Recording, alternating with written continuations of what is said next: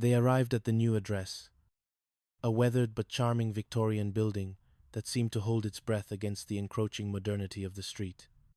When Leo opened the door, he wasn't wearing his bathrobe. He was in a sharp, if slightly dated, sweater vest, and he looked 5 years younger. "Look who it is! The Three Musketeers!" Leo shouted, ushering them in.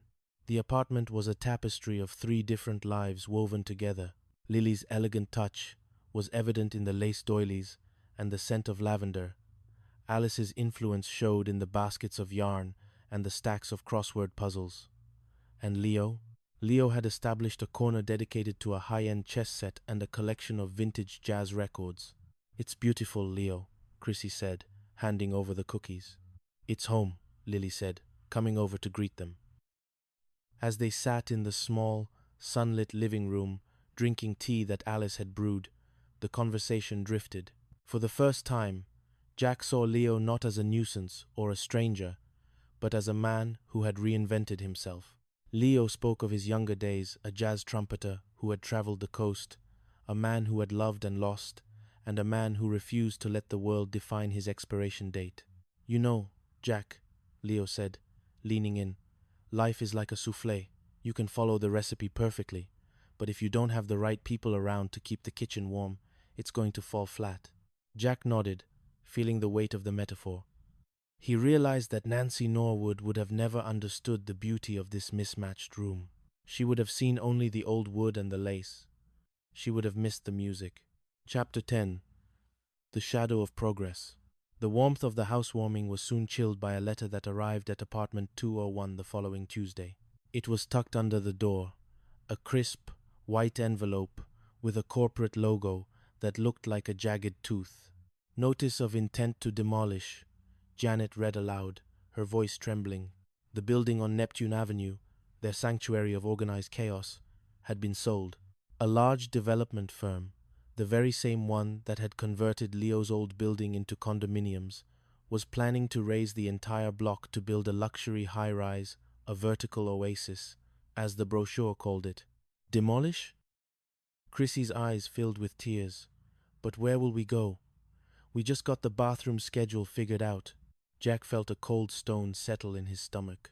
He thought of Furley, who had spent his life maintaining this building, and he thought of the vertical oasis, which surely wouldn't have room for a clumsy chef and 2 girls.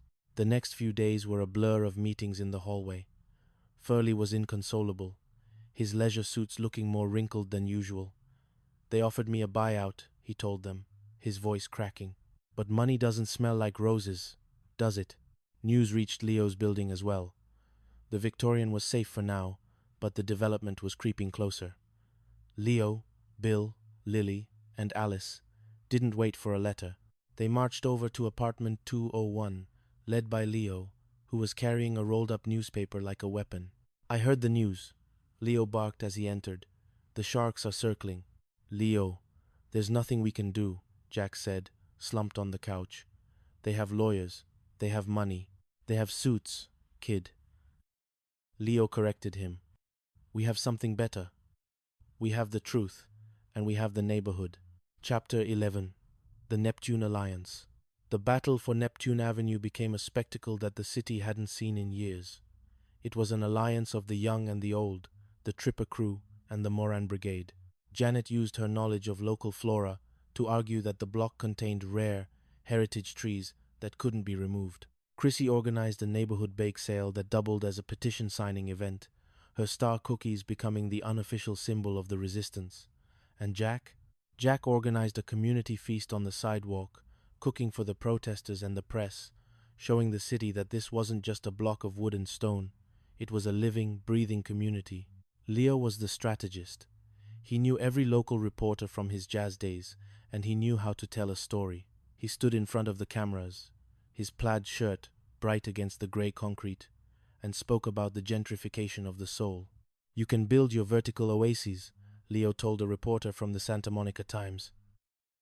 "You can't manufacture the sound of a chef's knife or the giggle of a blonde girl through a shared wall.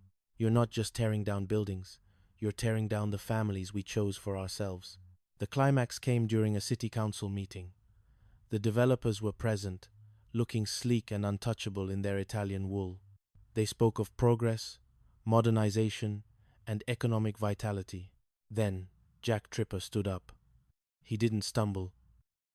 "I used to want to be in your world," Jack said, his voice carrying through the chamber. "I thought success was a yacht and a girl in a silk dress. But I learned from a man who had nothing but a plaid shirt that success is actually having someone to share your duck l'orange with. You're offering us money to leave, but there isn't enough money in this city to buy what we have in apartment 201. The council chamber erupted in applause. The Neptune Alliance had turned the tide. The development was postponed, then eventually redesigned to preserve the existing structures. The vertical oasis was moved 2 blocks away, leaving Neptune Avenue to its salt, its coconut oil, and its history. Chapter 12. A Final Bloom. Peace returned to apartment 201. The bathroom schedule was once again the most pressing issue of the day. One evening, Leo stopped by. He looked a little tired, the fight with the developers having taken a toll on his 75-year-old frame. He sat in his usual chair by the window. "You did good, kid," Leo said to Jack. "You found your voice." "I had a good teacher," Jack smiled. "Listen," Leo said, his voice dropping. "I'm going on a trip. Lily, Alice, and I. We're taking a cruise. A senior swingers trip to Hawaii." "Hawaii? That's amazing, Leo," Chrissy cheered. Leo stood up, his joints popping. He walked over to Jack and put a hand on his shoulder. "Keep an eye on things here. And remember what I said about the souffle." As Leo walked out the door, he paused. "Oh, and Jack? Tell Janet those spider plants are taking over the Victorian. I think they're planning a coup." He was gone with a laugh and a wave. Chapter 13. Postcards from the Pacific. The following month was marked by the arrival of postcards. Each one featured a more garish photo of a sunset or a hula dancer than the last, and each one bore Leo's shaky, energetic script. "Jack, the pineapple here is almost as good as your duck. Almost. Lily says I'm flirting too much with the tour guide. I told her I'm just researching my next roommate. Aloha, Leo." Jack pinned the postcards to the refrigerator. They had become more than just travel updates. They were symbols of a world that refused to stop turning. Jack found himself cooking with a new kind of freedom. He no longer felt the need to impress the Nancy Norwoods of the world. He started a small Saturday night supper club for the residents of the building, serving gourmet meals on mismatched plates in the communal courtyard. Janet had successfully lobbied the city to turn the small vacant lot next door into a community garden. She spent her weekends teaching the neighborhood kids how to plant tomatoes and marigolds. Chrissy, meanwhile, had unexpectedly become a local celebrity for her star cookies, selling them at the pier to raise funds for the local animal shelter, the very one that had the white and brown puppy Leo had mentioned. The neighborhood had changed. It was no longer just a place people lived. It was a place where people were present. Chapter 14. The Return of the Trumpeter. One evening, as the marine layer began to roll in from the ocean, a familiar rhythmic tapping sounded at the door of apartment 201. When Jack opened it, he found Leo. He was tanned, wearing a brightly colored Hawaiian shirt that was borderline offensive to the eyes, and he was holding a long, narrow case. "Leo, you're back." Jack pulled him into a hug. "Did you think I was going to stay there forever?" "They don't have enough plaid in Hawaii," Leo joked. He walked into the living room and sat in his chair. "Lily and Alice stayed a few extra days. They're looking into a timeshare. But I had things to do." He opened the case. Inside was a trumpet, its brass polished until it shone like gold. "I haven't played this in 20 years, Leo said, his voice unusually quiet. "But after the city council meeting, after seeing you stand up there, I realized I still had a few notes left in me." He pressed the trumpet to his lips. He didn't play a loud, brassy fanfare. He played a slow, soulful melody, a bluesy jazz tune that seemed to capture the very essence of Neptune Avenue. It was a song about long walks on the beach, about shared beds and stolen roses, about the families we choose and the homes we build out of laughter. Janet and Chrissy came out of their room, drawn by the sound. They sat on the floor, listening as the music filled the apartment. In that moment, the age gap between them vanished. They weren't 3 young roommates and an old man. They were four souls, sharing a single, beautiful breath. Chapter 15.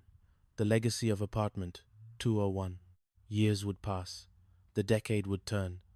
Jack Tripper would eventually move on to open his own bistro, the Soufflé, where the kitchen was always warm and the door was always open. Janet would become a leading voice in urban conservation, ensuring that the history of Santa Monica was preserved for generations.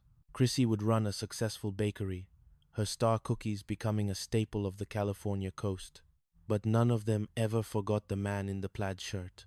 Leo Moran lived out the rest of his days in the Victorian down the street, surrounded by music, books, and the constant company of Lily, Alice, and the three kids from apartment 201. He never became old in the way the world expected. He remained a nuisance, a character, and a king of his own making. On the day of his final nap, he left a note for Jack. It was tucked inside his trumpet case. Kid, life's too short for rules that don't have a heart. Chapter 16. The Spice of Life.